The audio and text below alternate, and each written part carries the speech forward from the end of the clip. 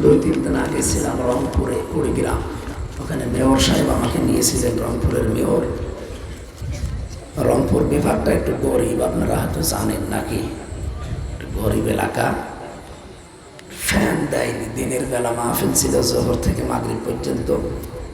গা ঘেমে পুরা ঘামটা শরীরে বসে গলা ভেঙে গেছে। এখন একটু সময় লাগবে, ডাক্তার দেখিয়েছি, বলছে কয়েকদিন কথা বলবেন না। কথা না বললে থাকবো কি করে, আমার কাজই কথা বলা। গতকালকেও ছিলাম আমি বাউফলে, পটুয়াখালী, ওখানেও কণ্ঠ ভাঙা ছিল, কষ্ট হয়েছে কথা বলতে। আজকেও চেষ্টা চালাচ্ছি, আল্লাহ যেন কণ্ঠটা ছেড়ে দেয়। খালাকাল ইনসান আল্লামাহুল বায়ান। আল্লাহ বলেন মানুষ বানিয়েছি আমি, আর কথা বলার শক্তি দিয়েছি আমি। এই যে এক একটা কথা তৈরি হতে আমার এই কণ্ঠের ভেতরে 27টা স্তরে ধাক্কা লাগে, এরপর একটা কথা বেরোবে। বিজ্ঞান জানিয়েছে 27টা ধাক্কা লাগার পরে একটা কথা তৈরি হয়। আর প্রত্যেক জায়গায় কোরআন হাদিস জানিয়েছে প্রতিটি জায়গায় এক একজন তোর ফেরেশতা বসে আছে। এই ফেরেশতা নিয়ে ওর কাছে, এই ফেরেশতা ওর কাছে, এভাবে দিয়ে 27টা স্তর পার করে এই গর্ত থেকে একটা কথা দুনিয়ার মানুষ শুনতে পায়। খালাকাল ইনসান আল্লামাহুল বায়ান। তিনি মানুষ বানিয়েছেন আর কথা বলা শিখিয়েছেন। যে আল্লাহ কথা বলা শিখিয়েছেন সে আল্লাহ কণ্ঠ ছেড়ে দিতে পারেন না। মুসাফির অবস্থায় আছি, মাজলুম অবস্থায় আছি, অসুস্থ অবস্থায় আছি। 3টা বিষয় সামনে নিয়ে দোয়া করছি, মাবুদ আমার অযোগ্যতার কারণে, শারীরিক অসুস্থতার কারণে হাজারো বান্দা বান্দিদের, এদেরকে তুমি খালি হাতে ফেরত দিও না। অন্তত কণ্ঠটা ছেড়ে দিয়ে সহজ সরল ভাষায় তেলাওয়াতকৃত আয়াত থেকে কিছু কথা যেন এদের সামনে ডেলিভারি দিতে পারি, সেই তৌফিক তুমি আমাকে ভিক্ষা দাও। আরো সবাই বলেন আমি। একটু জিকির করেন সুবহান।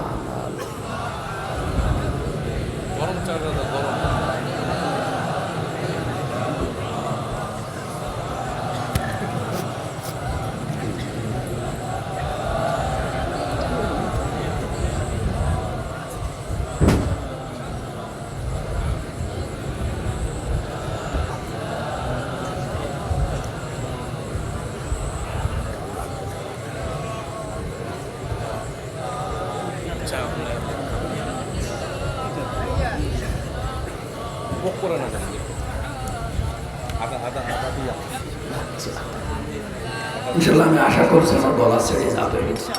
এখন মানুষকে আল্লাহ একেবারে খালি হাতে ফেরত দেবে না। এই অবস্থায় বাড়ি থেকে বের হতে দিতে চাই না। মা বাবার মন, এমনি 3 বছর এক ঘরে ছিলাম। এরপরে স্ত্রী সন্তান যারা আছে বলে এখন দরকার নেই, থাক, শরীরের অবস্থা, কণ্ঠ, বাড়ি থাকো, ওদের বলে দাও যে আসবো না। এ করলে হবে?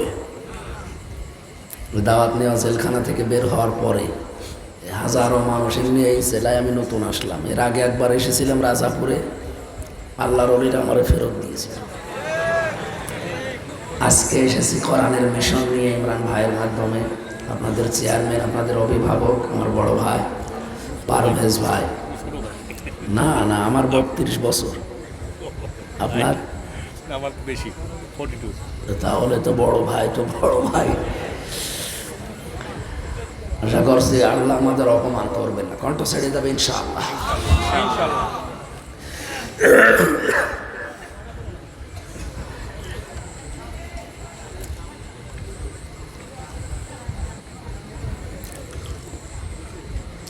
একটু জিকির করেন, এই ওষুধটা শেষ হোক। সুবহানাল্লাহ।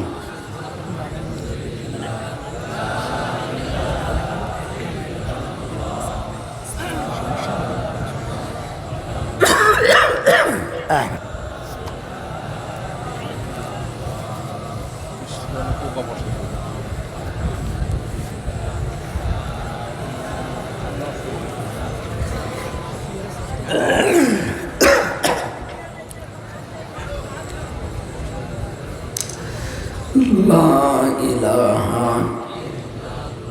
মুহাম্মাদুর রাসূলুল্লাহ সাল্লাল্লাহু আলাইহি ওয়াসাল্লাম। প্রিয় ঝালকাঠিবাসী, আমি মানুষ ছোট্ট। কোরআনে কারিমের এই দায়ী আল্লাহর পথে যেদিন এসেছি ওই দিন থেকে আমার বাবা মায়ের নির্দেশ যে কোনো জায়গায় যদি দাওয়াত একবার নেওয়া হয় লাশ হলেও যেন সেখানে যায়। কারণ এই যে মানুষগুলো কত দূর থেকে এসে বসে থাকে একটা মানুষের জন্য। তুমি নিজে যদি না যাও এই মানুষগুলোর কষ্টের দাম দেবে কে? যেন অন্তত লাশটাও পাঠিয়ে দেওয়া দরকার, যেন দেখে মানুষ মনে করে না এসেছি। আমি বাড়ি থেকে ওইভাবেই বের হই যে না আমার যাওয়াই লাগবে। আমি আসলে এই শরীর নিয়ে বের হওয়া ঠিক না, এজনের সাথে একটা লোক রেখেছি, কখন কি হয়ে যায় বলা যায় না। আমার সঙ্গে সঙ্গে অন্তত আজকে জমজম হাসপাতাল কি যেন বরিশাল, ওখানে গিয়ে আজকে ছিলাম, সময়ও দিয়েছিলাম। আল্লাহ রাব্বুল আলামিনের কাছে আমি করুণভাবে ভিক্ষা চাচ্ছি, মাবুদ আমার কণ্ঠটা তুমি কুদরতের হাত দিয়ে ছেড়ে দাও। দল মত জাতি বর্ণ ধর্ম নির্বিশেষে কোরআনের অনুষ্ঠানে যারা আমরা ইবাদত মনে করে এসেছি, এটা এখন ইবাদত চলছে। নবীজি মসজিদে নববীতে প্রবেশ করে দেখলেন ডান দিকে কিছু মানুষ আল্লাহর জিকির করছে, বাম দিকে কিছু মানুষ আল্লাহর কোরআনে কারিম নিয়ে ব্যস্ত আছে, শুনছে, তেলাওয়াত, বুঝতেছে।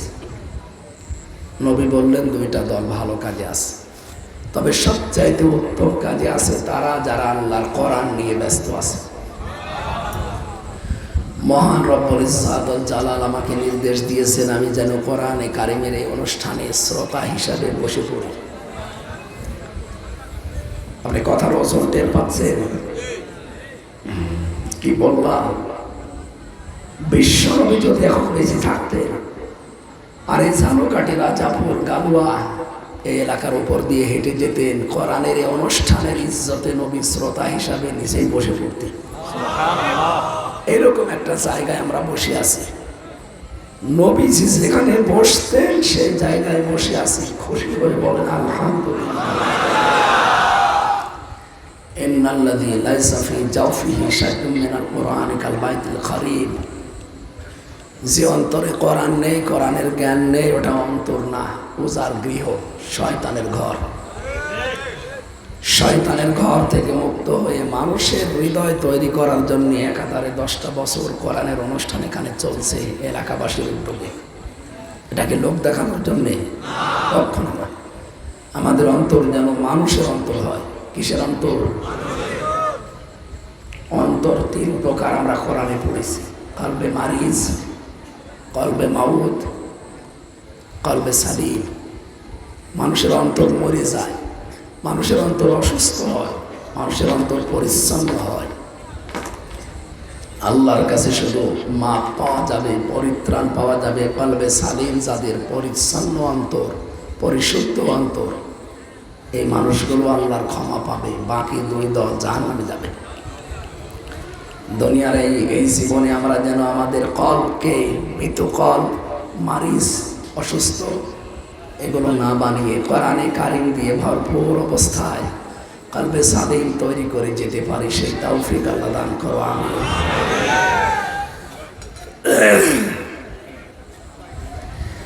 আল্লাহর নবী জানিয়েছেন মান ক্বারাআল কুরআনা, যে ব্যক্তি কোরআন পড়ে, ফাস্তাযহারাহু, কোরআনকে ইজহার করার চেষ্টা চালায়। ইজহারের অর্থ প্রায় 33টার উপরে আছে। ইজহার মানে উঁচা করা, ইজহার মানে স্পষ্ট করা, ইজহার মানে দাঁড় করানো, ইজহার মানে কায়েম করা, ইজহার মানে বিজয়ী করা, ইজহার মানে প্রকাশ করা। কোরআনকে যারা পড়ে আর কোরআনকে দাঁড় করানোর জন্য চেষ্টা চালায়, বিজয়ী করার জন্য দুনিয়ায় চেষ্টা করে, ফাহাল্লা হালালাহু ওয়া হারামা হারামাহু, এর ভেতরে হালালকে হালাল জানার পরে মেনে নেয়, হারামকে হারাম জানার পরে ছেড়ে দেয়। আদখালাহুল্লাহুল জান্নাহ, আল্লাহ যেন তাকে জান্নাতে দিয়ে দিয়েছে। কথা বুঝতেছেন না? বোঝেননি? আপনি আলেম না? আদখালাহুল্লাহুল জান্নাহ, আল্লাহ তাকে জান্নাতে দেবে না দিয়েছে? এখানে প্রিন্সিপাল বসে আছে। আদো খোলা, এটা মাঝির ছিল। তা আল্লাহ জান্নাতে দিয়ে দিয়েছে, অথচ আমি তো এখনো মরি নাই, আমি জান্নাতে গেলাম কি করে? তাহলে নবীর এই কথাটা অন্তত ভুল না, মানে আপনাকে সত্য প্রমাণ করা লাগবে। আসেন,